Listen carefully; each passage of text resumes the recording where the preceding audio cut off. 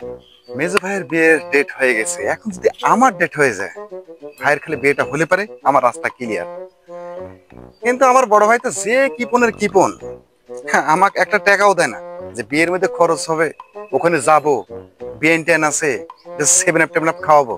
কিন্তু আমার ভাইয়ের ওদের কোনো খেয়াল নাই, খালি কাম করো, ওই জায়গাতে যাও, এই জায়গাতে যাও, ওই অমকের বাড়িতে দাওয়াত দাও, কোনো খবর নাই। দেখি এক বন্ধুর কাছে কিছু টাকা ধান্দা করতে পারলে কি করতে পারে কি। হ্যাঁ দোস্ত, এই এই দোস্ত রাখো, আমার ফোন ভাই রাখ, আসছে, ফোন পরে রাখ। কথা বলছি। খালি তো ঘুরে ঘুরে বেড়াস। তোর যে মেজো ভাইয়ের বিয়া ঠিক হলো, তোর কোনো কাম কাজ আছে? কাম কাজ ভাই, তুমি তো আমাকে ধরো ওই যে পূর্বায় দাওয়াত দিছিলাম, আমি তো দাওয়াত দিস, আমার আর কি কাম থাকবে কও। মেলা কাজ আছে। বিয়ার যাইতে হবে সেই সিরাজগঞ্জ, একটা গাড়িও তো ঠিক করা লাগবে।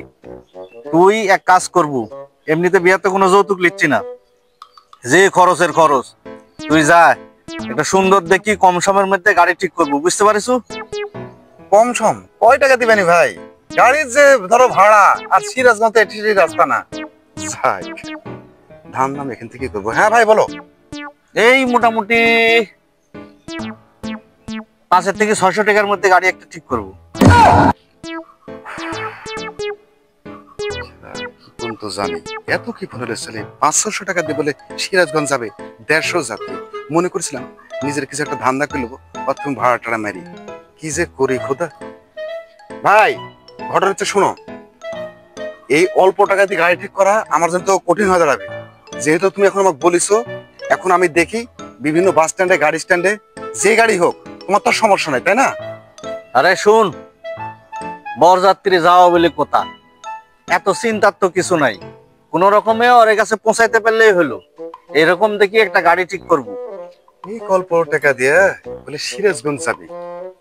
হুম, ভাই কত করে বললাম, ভাইয়ের নাকি একটা শালিও আছে, বললাম ওই শালির সাথে বিয়েটা আমার সাথে দিয়ে দাও, তাহলে দুই ভাইয়ের খরচ একসাথে হয়ে যাবে। ভাই আমার কথা শুনলেন না, শুনবে কি করি, নিজের তো বউ আছে, মেজো ভাইয়েরও বউ হচ্ছে, আমার কথা বুঝলো না। যাক, 600-700 টাকার গাড়ি তো দেখ, আমিও এমন গাড়ি ঠিক করবো, তোর বিয়ে আমি করার স্বাদ মেটাবো। থাক। আগামীকাল বিয়া, এই সোনাক দিনও গাড়ি ঠিক করতে, আল্লাহ জানে কি করেছে, যে টাউটে টাউট, খোঁজ খবরও তো পাচ্ছি নি, মোবাইল দিয়া মোবাইল বন্ধ। আল্লাহ জানে কি হয়, ইজ্জত থাকবেন তো। নো নো নো, ভাই গাড়ি ঠিক করে ফেলাইছি, সেই গাড়ি তোমার এই বর যাত্রা যারা সব যাবি, ডক্টর শুয়ে যেতে পারবি, মানে ঘুমায় যেতে পারবি। যদি মনে করে যে গোটা গ্রামের লোক নিয়ে যাবে, তাও সমস্যা নাই, তোমার ওই টাকার মধ্যে আমি একটা সেই গাড়ি ঠিক করে ফেলেছি ভাই। যাক, এতদিনে তুই একটা কাজের মতো কাজ করেছিস।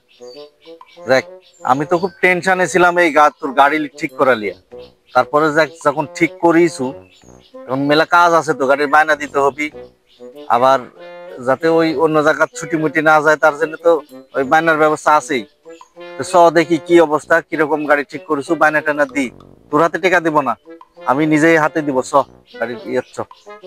হায় রে বড় ভাই, তোমার ভাই আমি, আমার তুমি এই গাড়ি বায়না দিতে সাহস পাচ্ছ না? হ্যাঁ, আমি যে গাড়ি ঠিক করেছি, আমার সাথে গেলেই তুমি বুঝতে পারবে। চলো, তো আর কোনো কথা নাই, আগে গাড়ি বায়না দিয়ে এসো, চলো।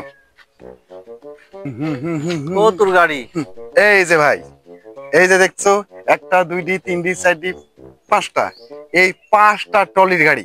তোমার যত খুশির লোক, যত আত্মীয় স্বজন, তোমার শ্বশুর বাড়ির বংশধর, সবাক নিয়ে যেতে পারবে। এই গাড়ি, এই গাড়ি তো ভাই পছন্দ হয়নি?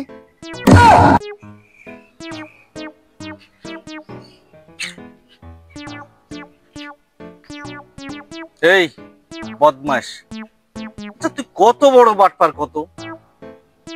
এই গাড়ি সারা বছর সুগার মিলের কুশিল বয়, আর এই গাড়িতেরই যদি বিয়া বরযাত্রী যায়, মান সম্মান থাকবি? তোর কোনো মান ইজ্জত আছে? তুই যে আমার সামনে আইনি আবার দেখাচ্ছ এই গাড়ি, বদমাসের বদমাস কোন জায়গার। 600 টাকা দিয়ে তুমি এসি গাড়ি নিবে? গোষ্ঠী বুনিয়াদ, তোমার শ্বশুরের বংশ, জাত গোষ্ঠী নিয়ে যাবে সিরাজগঞ্জ, ওই 600 টাকা দিয়ে এই গাড়ি ঠিক আছে? এই তো তোমার ভাগ্য। তোমার মতো কি কোন লোকের গাড়ি ঠিক করা আমার ভুল হয়েছে, এই যে মাপ চাচ্ছি। তোমার ভাইয়ের বিয়া, তুমি যে ক্ষেত্রে খুশি যাও গা, আমি ওই বিয়ে তো যাবো না, আমি ওই কোনো অনুষ্ঠানে থাকবো না।